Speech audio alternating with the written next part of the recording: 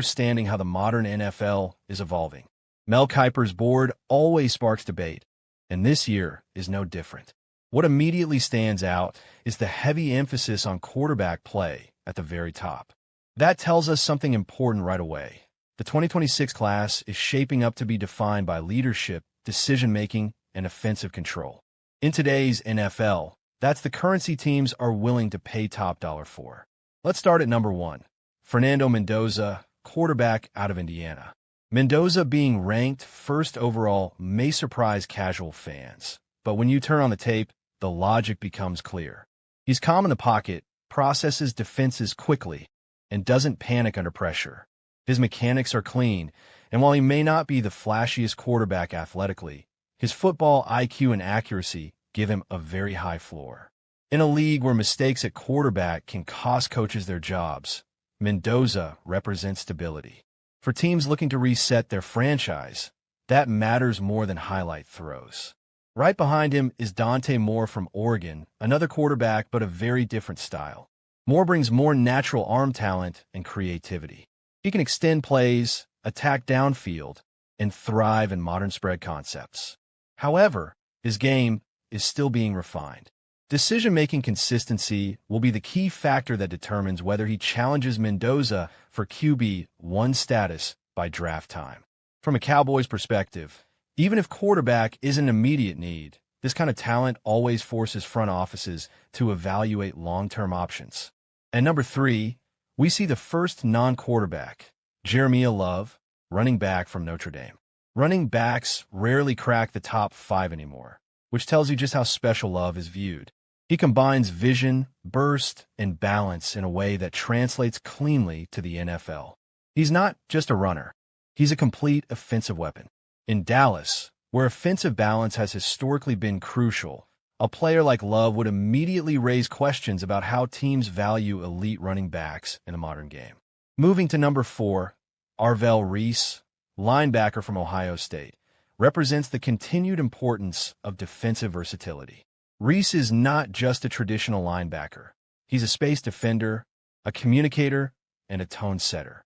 He can cover tight ends, shoot gaps, and quarterback the defense.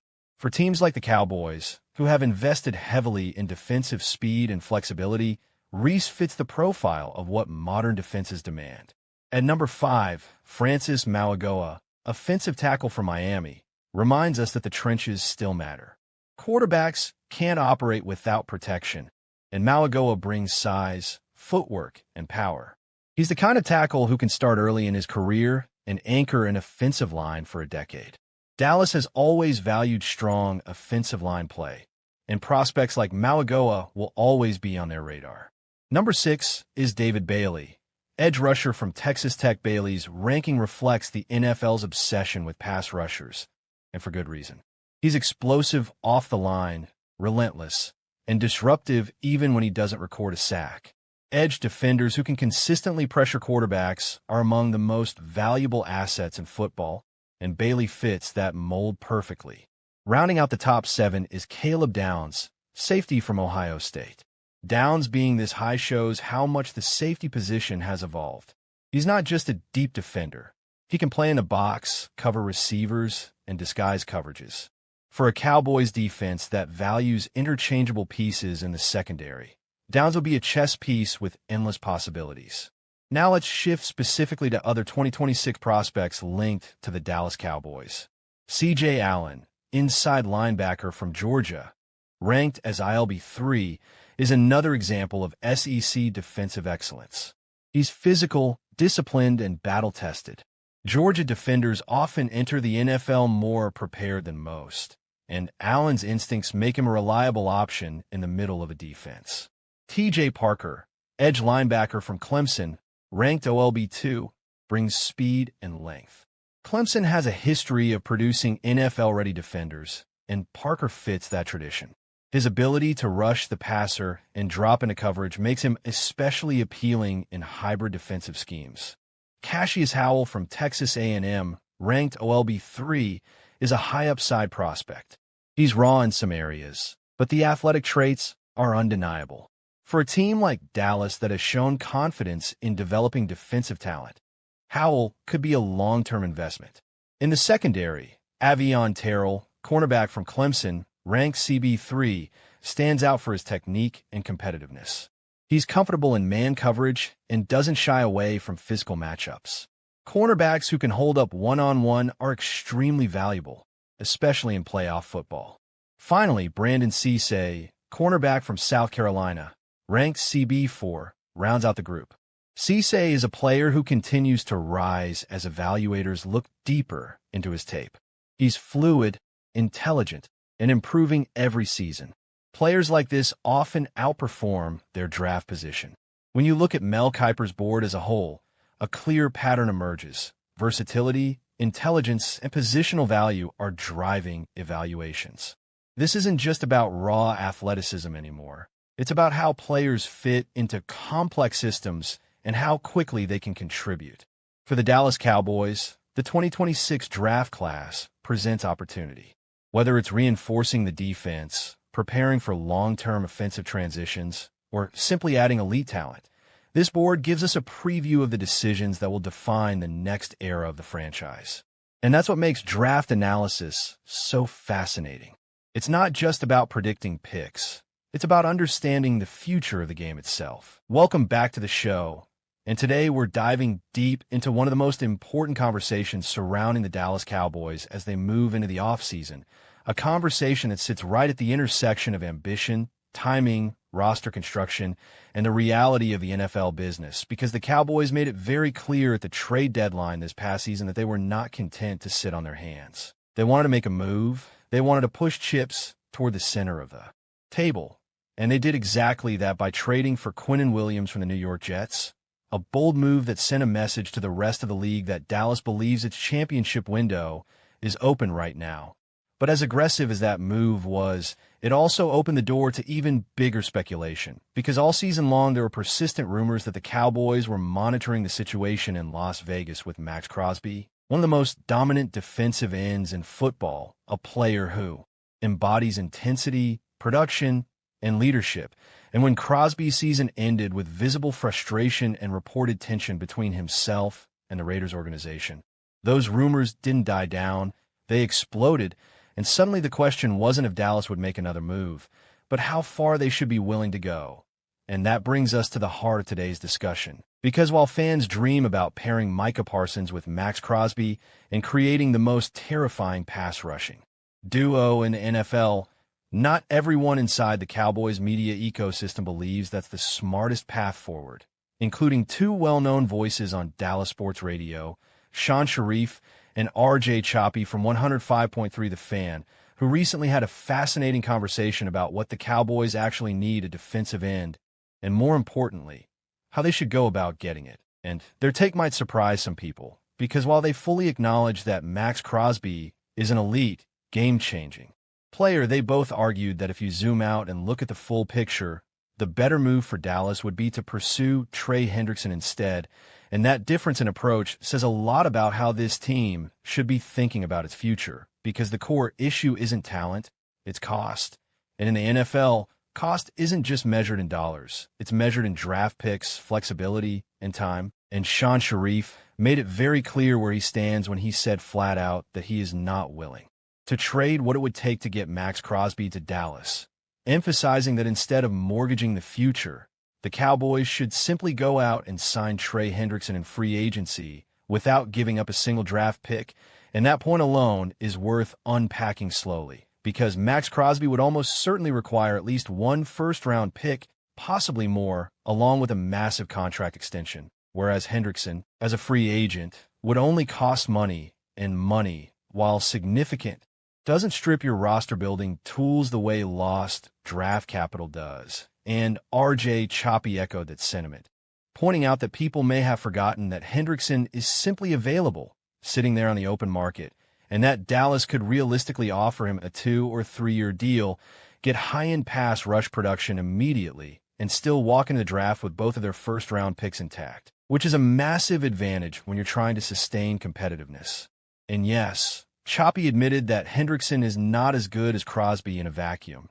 And yes, he acknowledged that Hendrickson is coming off an injury, But he also made it very clear that under no circumstances would he sacrifice first-round draft capital for Crosby, especially given where this team is right now. And that leads us into the age conversation, because one of the immediate counterarguments to signing Trey Hendrickson is that he's 31 years old. And in NFL terms, that's not young, especially for an edge rusher who relies on explosiveness and power. But Sean and RJ dismissed the concern rather quickly, and the reason they did is actually very telling about how they view the Cowboys championship window. Because when you look at the roster honestly, you see that Dak Prescott is also in his 30s, and while he's still playing at a high level, the reality is that quarterbacks don't get younger, contracts get bigger, and injury risk increases every year. And in their view, and frankly in the view of many around the league, the Cowboys' true Super Bowl window is probably the next 2 seasons, not 5, not 7, but 2, maybe 3 at most. And when your window is that tight, your priorities shift from long-term upside to immediate impact. And that's where Trey Hendrickson becomes extremely appealing, because when healthy, he has proven beyond any doubt that he can be one of the most productive pass rushers in football. And despite missing time this season due to a hip injury that landed him on injured reserve after 7 games, Hendrickson still recorded 4 sacks before going down. And while that stat line might not jump off the page at first glance, the context matters, because injuries have a way of suppressing market value. And that could actually work in Dallas' favor, potentially allowing them to sign a premier edge rusher at a slightly reduced price, essentially rolling the dice on health in exchange for elite upside. And if we zoom out and look at Hendrickson's body of work, the case becomes even stronger, because when he was fully healthy in 2024, he led the entire NFL in sacks with 17.5, and that wasn't a fluke or a one-year spike, because he posted the exact same number, 17.5 sacks, in 2023 as well, meaning that over the last 2 fully healthy seasons, he was arguably the most productive pass rusher in the league. And over 5 seasons with the Cincinnati Bengals, he's totaled 61 sacks, a number that puts him firmly in elite company. And when you imagine that level of production lining up opposite Micah Parsons, it's not hard to see why Sean and RJ believe this could be the smarter, cleaner, more efficient move, because you're not just adding sacks, you're changing protections, forcing offenses to pick their poison, and creating more one-on-one opportunities across the defensive front. And all of this circles back to the broader philosophy question facing the Cowboys this offseason, which is whether they want to go all in the most dramatic way possible by swinging a blockbuster trade for a superstar like Max Crosby, or whether they want to take a slightly more disciplined approach, leveraging free agency to address their biggest needs while preserving draft capital to keep the roster deep and flexible. And there's no denying that Crosby would be electric in Dallas. There's no denying that his motor, leadership, and production would elevate the defense instantly. But there's also no denying that the price would be enormous. And when you consider the age of the core players, the limited championship window, and the importance of maintaining first-round picks to inject young talent into the roster, the argument for Trey Hendrickson becomes not just reasonable, but compelling, because championships are rarely won by winning headlines in March. They're won by building balanced rosters that peak at the right time. And if the Cowboys believe their time is now, then adding a proven elite pass rusher without sacrificing future assets might be the exact kind of calculated risk that pushes them over the top. And as this offseason unfolds, all eyes will be on Dallas. The Dallas Cowboys are officially at one of the most important crossroads they've faced in years. And it isn't about a quarterback, a draft pick, or a blockbuster trade. It's about leadership, philosophy, and whether this franchise truly understands how deep the defensive hole has become. The search for a new defensive coordinator is now fully underway, and the names coming through the doors of the Star tell a very clear story. Dallas knows it cannot afford to get this hire wrong. Over the past few days, the Cowboys have already conducted 3 interviews, speaking with Minnesota Vikings defensive pass game coordinator Durant Jones, Cleveland Browns safeties coach Ephraim Bonda, and Denver Broncos defensive pass game coordinator Jim Leonard.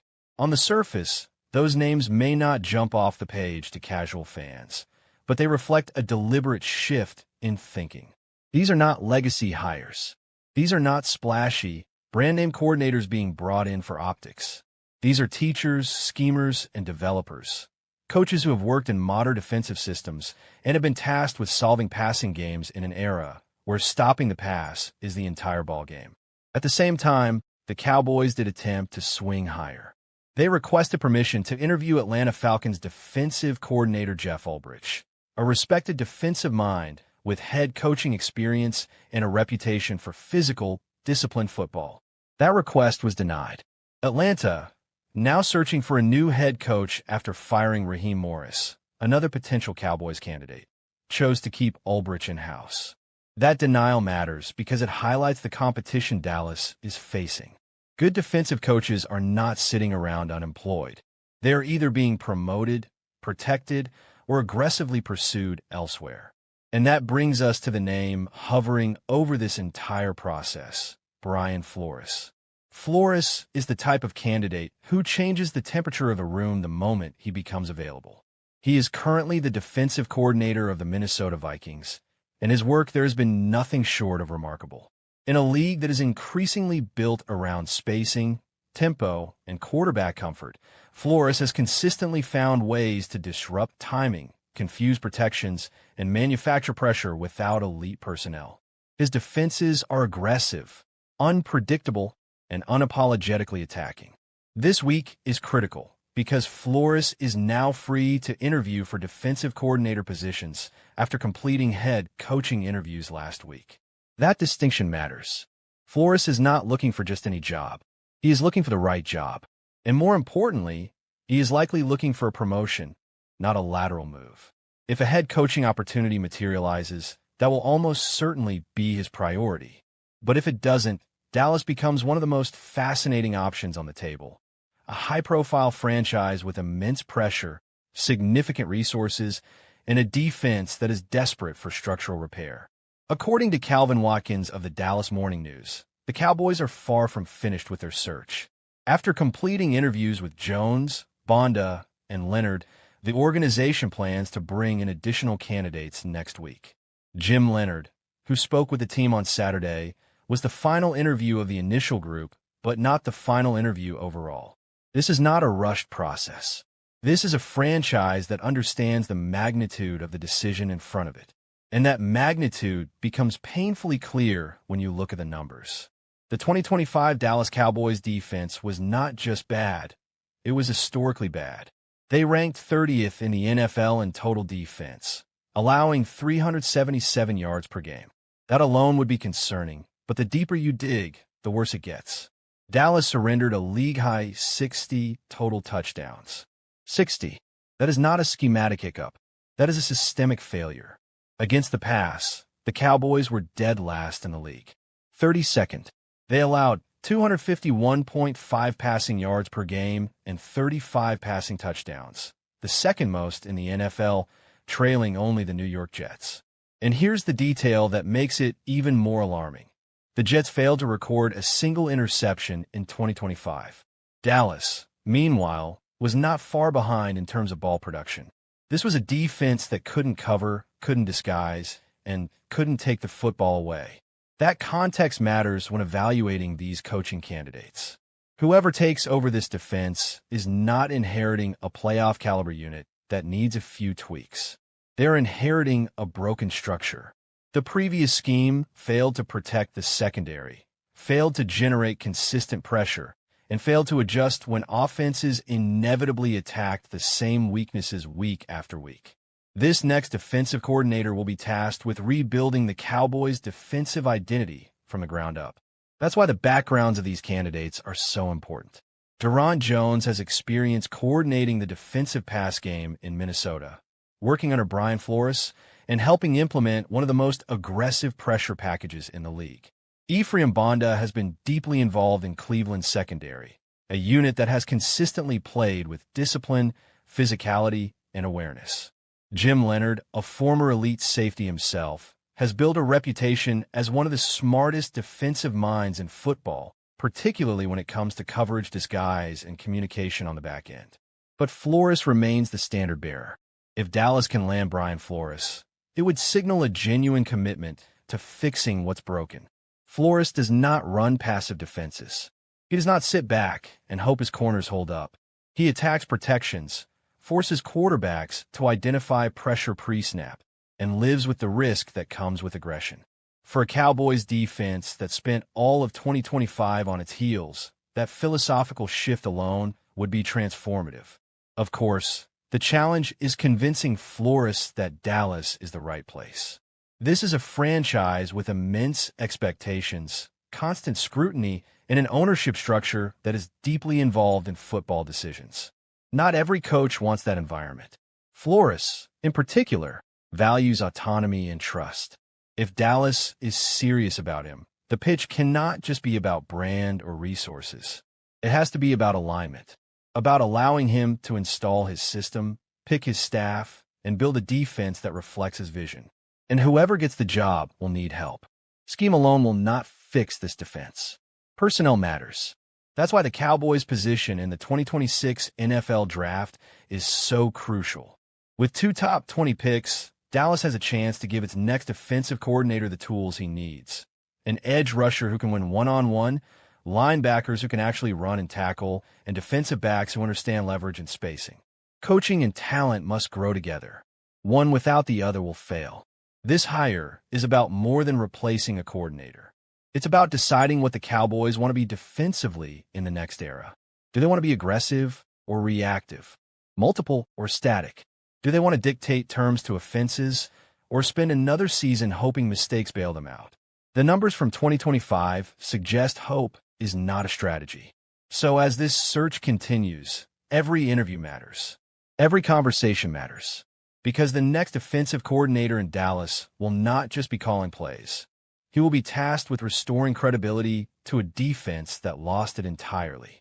Cowboys suddenly walk into the 2026 NFL Draft holding 2 top 20 selections. For a team staring down a full defensive reset in the aftermath of trading Micah Parsons, that is nothing short of massive. This is not a Cowboys roster that can afford to draft passively. The 2025 season exposed structural flaws across the defense, from the lack of consistent edge pressure to shaky linebacker play, to a secondary that simply could not hold up over 4 quarters. Parsons wasn't just an elite pass rusher. He was the identity of the defense. He was the piece offenses feared, the player coordinators built entire game plans around. Once he was gone, the Cowboys were left with a defense that reacted instead of dictated. That reality is what makes this draft and these 2 first-round picks so critical. 2 top 20 picks give you options. You can chase elite talent, or you can weaponize flexibility. But here's the complication. Dallas does not own its original 2nd or 3rd-round picks in 2026. That means if they stay put and simply make 2 first-round selections, they will have ability and toughness to a unit that needed both. But as the season unfolded, those hopes faded. The Cowboys' defense struggled in nearly every measurable category. Missed tackles, blown coverages, poor third-down efficiency, and an inability to stop the run became weekly storylines. Opposing offenses seemed to find success far too easily, and the defense failed to complement an offense that often did enough to win games. Even after the mid-season trade for Quinnen Williams, which briefly sparked optimism, the improvement was short-lived. The defense showed flashes, but flashes are not enough in the NFL. Consistency wins games, and Dallas simply did not have it. In the end, Eberflus became the most visible symbol of the defense's failures. Letting him go was less about blame and more about reset.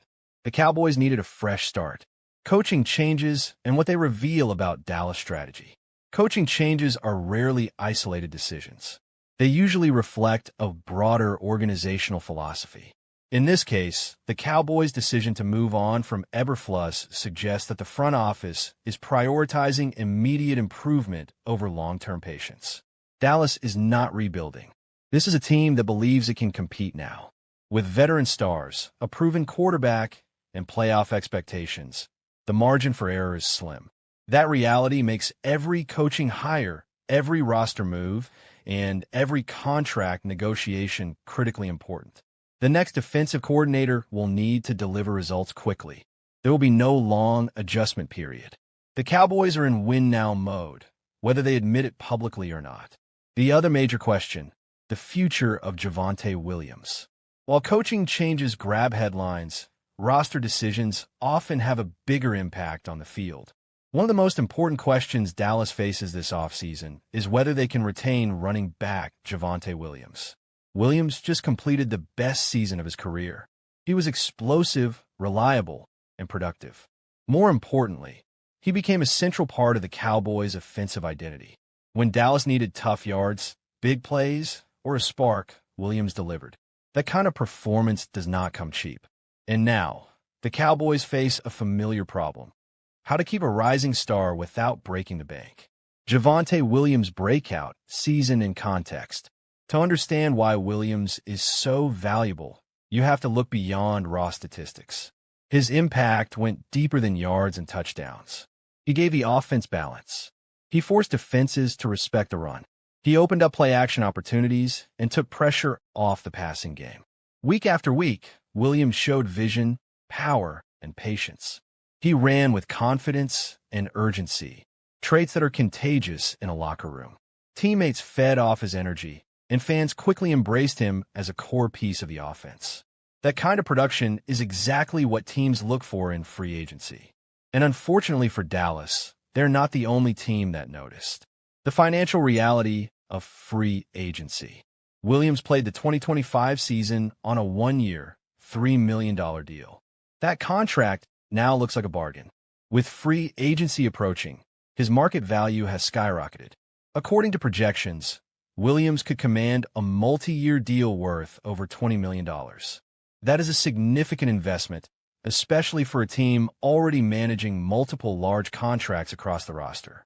This is where tough decisions come in. The Cowboys must weigh Williams' importance against their financial flexibility.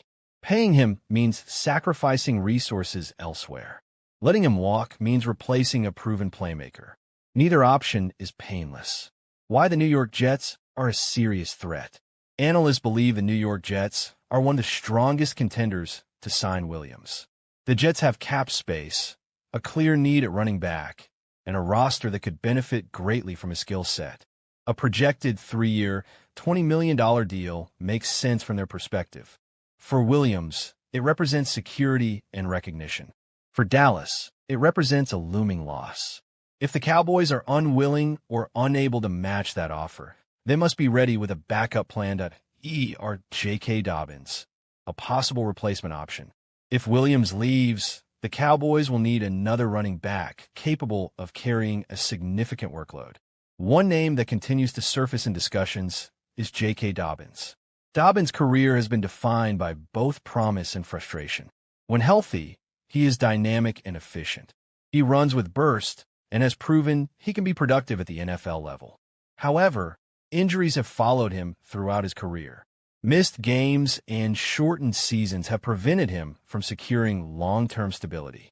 That history makes him a risky option, but also a potentially affordable one. Why Dobbins fits the Cowboys situation? From a financial standpoint, Dobbins makes sense. A one-year, $5 million deal is manageable and low risk. It allows the Cowboys to replace much of Williams' production without committing long-term money. For Dobbins, Dallas represents an opportunity. A strong season behind a solid offensive line could rebuild his value and position him for a bigger contract in the future. The Dallas Cowboys officially closed the book on their season Wednesday afternoon, holding their season-ending news conference. And, as always when Jerry Jones speaks, there was a lot to unpack.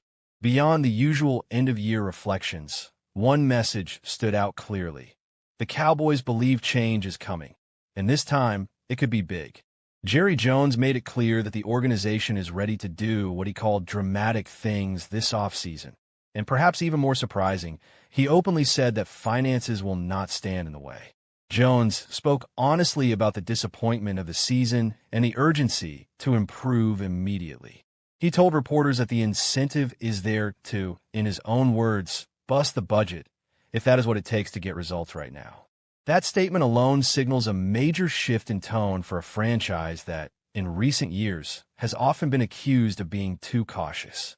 According to Jones, the Cowboys are not interested in standing still. They want to be better, and they are willing to take controversial paths to make that happen. He pointed to the Micah Parsons trade as an example of the kind of bold decision the team is willing to make. That move was not made to save money or avoid competition. As Jones explained, it was done with winning in mind, even if it meant upsetting fans and inviting criticism.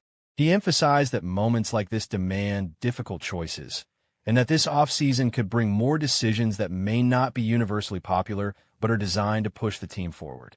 Perhaps the most eye-catching part of Jones' comments was his insistence that money will not be a limiting factor. He said the Cowboys will do everything possible to keep the team strong, competitive, and entertaining. That kind of language suggests an owner who understands that patience is wearing thin and that fans want action, not promises. It also hints that Dallas may finally be ready to abandon its reputation as a conservative spender. If the Cowboys truly follow through on this approach, the possibilities are significant. According to Cowboys Wire's KD Drummond, Dallas could open up as much as $147 million in salary cap space if they restructure contracts and make the right moves. That amount of financial flexibility would completely change how the Cowboys operate in free agency. It would allow them to re-sign key players like George Pickens and Javonte Williams, while also aggressively pursuing outside talent to upgrade the roster. Trades could also be part